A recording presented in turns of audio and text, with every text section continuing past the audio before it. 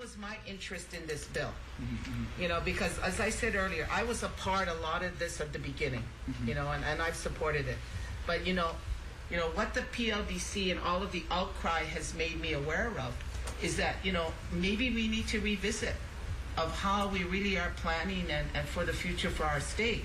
Because what's happening is that all these conflicts, too much conflicts, we can't push our economy forward. You know, that's what I'm concerned about. How do we push our economy forward when we've created all of these silos where people feel, hey, that's not related to me.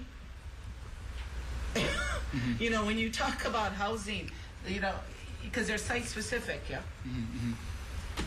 Yeah, policy specific. Yeah, and some policies. of them are site and a lot of it's site. Yeah.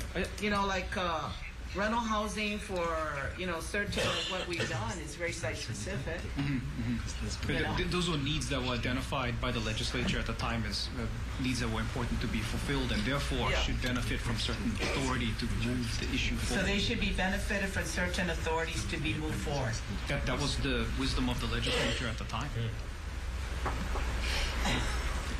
Okay, I agree with you. I mean, I'm not saying that you're, we're not you know, but I'm just disagreeing, thinking, you know, maybe we need a new, you know, a new approach as to how we're going to engage in the development of our economies.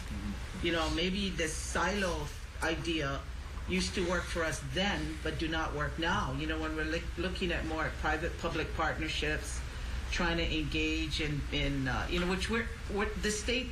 This isn't a new idea just for the state of Hawaii now. This is going around on a national level, on a world level now, in terms of looking at our economies. Because our economies have to compete on a global level.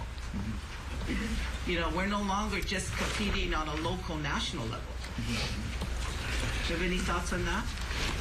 Well, you know, if the thought, well, this is a big issue. Can't figure it out here today, but and a lot of stakeholders, I think, need to be at the table to talk about how we move ahead, especially the you know, the businesses who actually entrepreneurs who move some of this stuff forward. But you know, there are some areas of very positive things going on with some of these organizations. You know, so maybe we have to look at them one by one. So you think about like NELHA, right? Without them, nobody would be really thinking about and experimenting with OTEC, you know, which is a future type of alternative energy answer. But right now, investment in I know, but for NELHA, their biggest money maker is selling bottled water. They're not making the money on alternative energy, which is what they were supposed to be doing. So let's not go into that one. I cannot defend. You know what I'm saying?